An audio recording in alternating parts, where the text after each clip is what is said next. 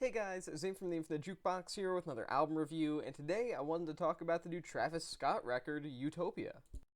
This is now an album that actually exists in the world. It's something you can officially listen to, like on streaming services. It's an album that I can say is a part of Travis Scott's discography and not something that just randomly vanished into thin air after it being announced like a billion years ago. I'm just as surprised as you are.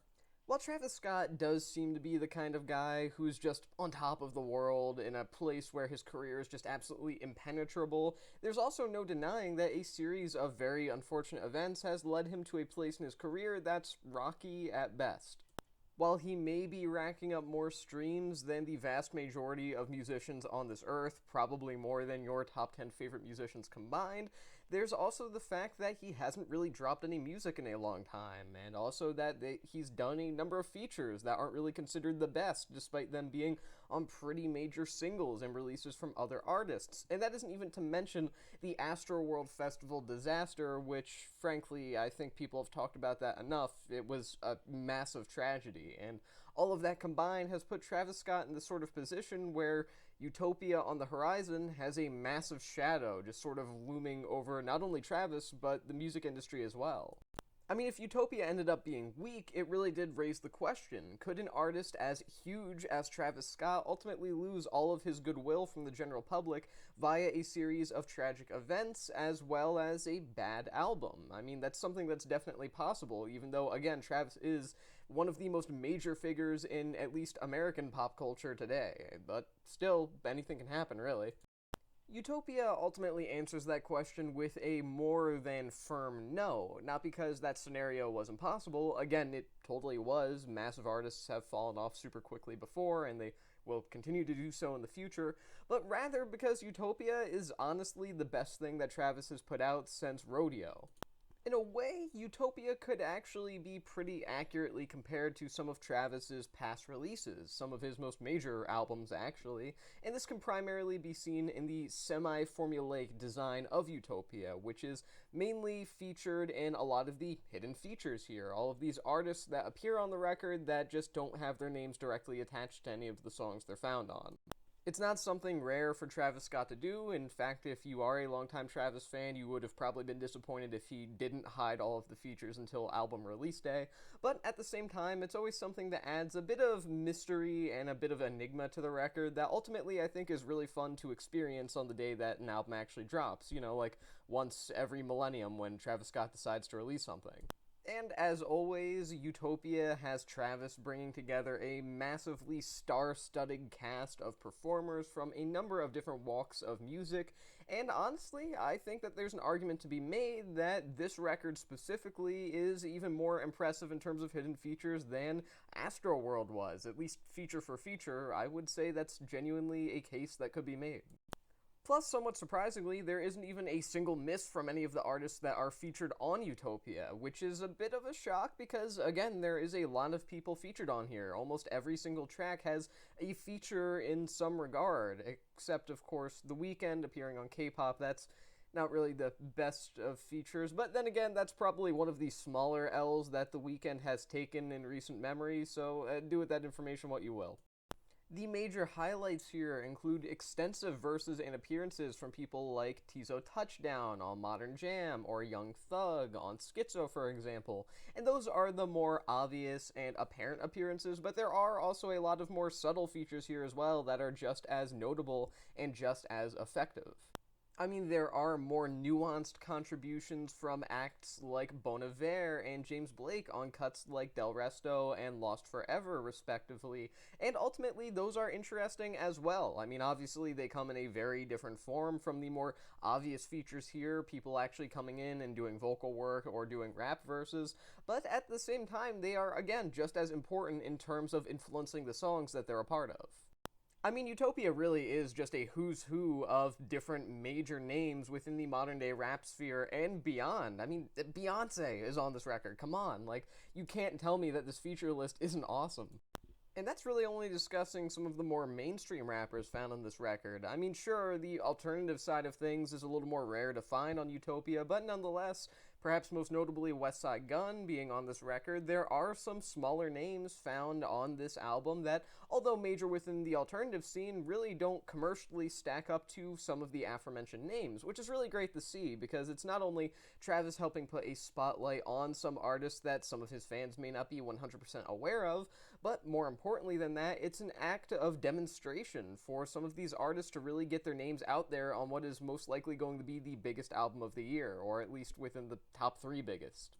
There is an argument to be made that Utopia is a bit predictable in its own unpredictability, which, although oxymoronic, is a very legitimate complaint to make if you were looking for something a bit different in terms of structure from Travis's past records. Again, he's done this many times before. In fact, you could argue that it's kind of his shtick at this point, and that he's inspired many, many other artists to do the exact same thing, releasing track lists, making it seem like it's going to be some sort of solo project, and then the day of release, it turns out there's a bunch of other people featured on there that other people really, really love. But that being said, the features on Utopia are still pretty phenomenal overall, and generally speaking, they are ridiculously consistent. Again, the only weaker feature here in my eyes is The Weeknd showing up on K-pop, but again, that's one out of several dozen, it feels like at times. Utopia is great for many reasons, and only one of those is the features, but it certainly helps that the features are versatile, they range in degrees of nuance, and more than that, they really do feel essential to the general sense of completion that Utopia really does radiate. And that's just talking about the major features found on this album. That isn't even to begin discussing the all-star lineup of producers that are behind Utopia.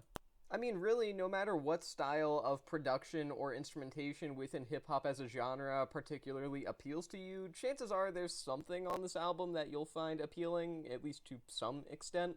Don't get me wrong, having an appreciation for a wide variety of sounds will definitely benefit your general listening experience when you hear Utopia, but nonetheless, even if you are a bit more narrow in terms of the scope of things you enjoy as far as different styles of production go, there's a good chance you're gonna like at least a couple songs here from that point of view at least. Travis may be the primary producer behind Utopia technically, or at least the executive producer, if you will, but nonetheless, there are a lot of songs here that are defined by other producers. For example, you have tracks like God's Country that have this sort of ethereal vibe that's defined by producers like 30 Rock, or other tracks like Love, which are defined in their own more energetic and punchy way by legends like Pharrell Williams. Every song here has its own distinct sound that is directly interlaced with some producer, whether they be a legend of the industry or a legend in the making. I mean, beyond those couple of songs, you have a list of amazing producers on this record. You have Hit Boy, Wonder Girl, Mike Dean, Boy Wonder, The Alchemist, Metro Boomin, and even Guy Manuel de Human Cristo of Daft Punk fame. I mean, it's no secret that Travis Scott is a well-connected man within the industry, and he certainly shows that off here, but instead of just it being sort of bragging rights, getting a bunch of world-renowned producers on the same record, he actually utilizes their own abilities and allows them to freely roam with their own specific styles while still contributing sounds to the record that feel flush and fluid in the context of the entire album from front to back. It really does seem unlikely that there would be a pretty consistent sonic atmosphere here, considering just how many people are working behind the scenes, each with their own unique, distinct sounds and general production styles, but nonetheless, it is something that is very much true here. There is a consistent sonic atmosphere that is ever evolving and ever changing from track to track that consistently perfectly suits Travis and all of his other musician collaborators, and I think that, again, it is an unlikely thing, but it is something that is true all the same. The same could arguably also be said about some of the more obscure sampling and general interpolations that are found throughout the entirety of this record.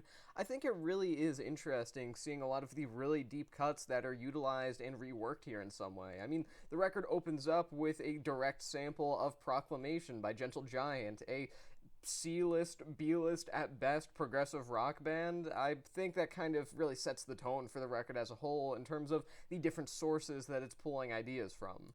There's also the excellent cut Circus Maximus, which seems to take a lot of ideas and perhaps even interpolates Black Skinhead by Kanye West, which only makes sense considering Kanye is a producer on this record, as well as the fact that a lot of the more experimental moments on Utopia feel directly inspired by the likes of records like West's Yeezus from years ago and the more industrial/experimental sounds found on that album, it really just is interesting to see all of the different ways that Utopia manages to rework a variety of different ideas from sources that range from extremely popular to extremely obscure, while still maintaining its own unique identity and really just taking a lot of these ideas to a level that I think few other major artists could right now.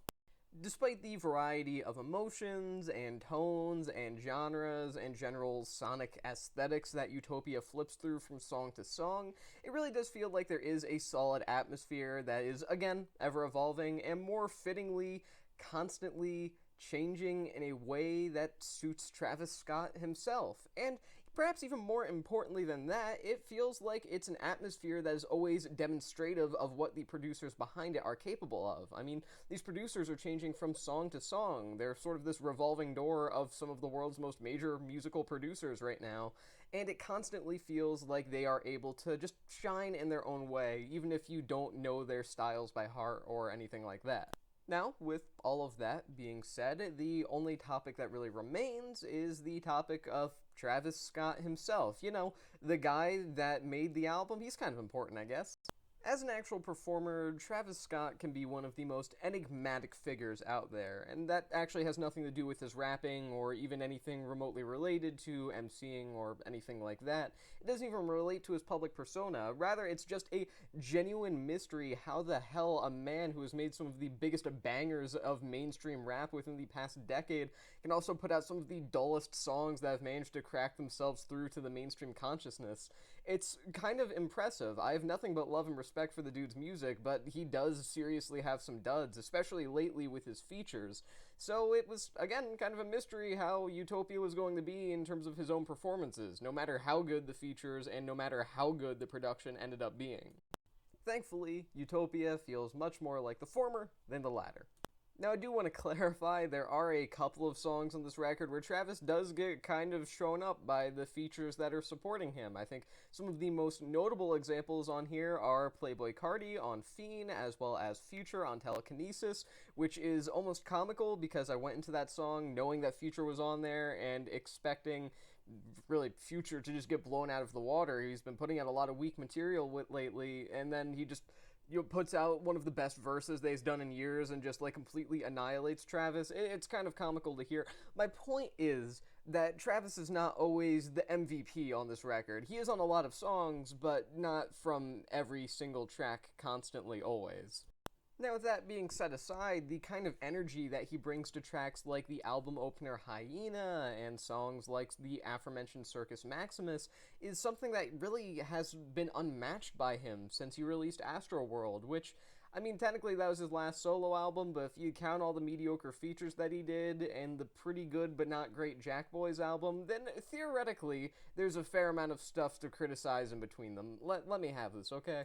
Plus, even the moments where he does feel like one of the weaker performers on Utopia, he still does a solid performance. If anything, that's just testament to how consistently great those features are, as well as a testament to how consistently solid Travis is. Really, every single person that's not The Weeknd, sorry to bring that up again, is pretty great on this record.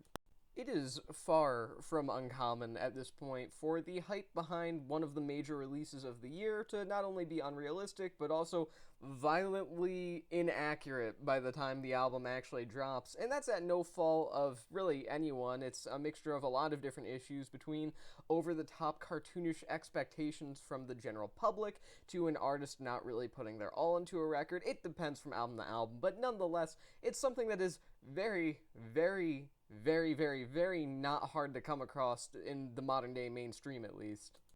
I'm not the kind of person that's unwilling to get excited for the big mainstream releases of the year. In fact, those are some of the releases I end up being most interested in, usually every year, but at the same time, there's a damn good reason why a lot of specific circles only really get excited for the more major indie releases, because they don't really feel like they have these unrealistic expectations that will make them automatic disappointments the second that they release. That being said, Travis Scott has always been a unique artist from the beginning. And if that was something that really anybody had any trouble believing whatsoever, then one only really needs to look to Travis's latest release. I mean, even despite astronomically high levels of anticipation, Utopia doesn't once crumble under the pressure of the general public's expectation and general desire for this to be a great album. It's just a great album all on its own. This is an album that demonstrates some of Travis Scott's best performances in years. It's an album that demonstrates some of the best producers in the entire music industry right now. It's an album that has some of the best features that you will hear on a mainstream rap album in 2023. But more importantly than all of that, Utopia is an album representative of one key quality about Travis Scott, that he is here to stay. I mean, obviously, I think most people were pretty confident that he was here to stay before, but just in case this sort of period of uncertainty between Astroworld and this record affected you and your viewpoint on him anyway, then this pretty much cements him as an individual that's probably a permanent fixture within the music industry as a whole. I'm going to give this record 4 stars out of 5. And with that being said, that is the end of this album review. I've been Zane from the Infinite Jukebox. Thank you for watching, and I'll see you guys in the next one.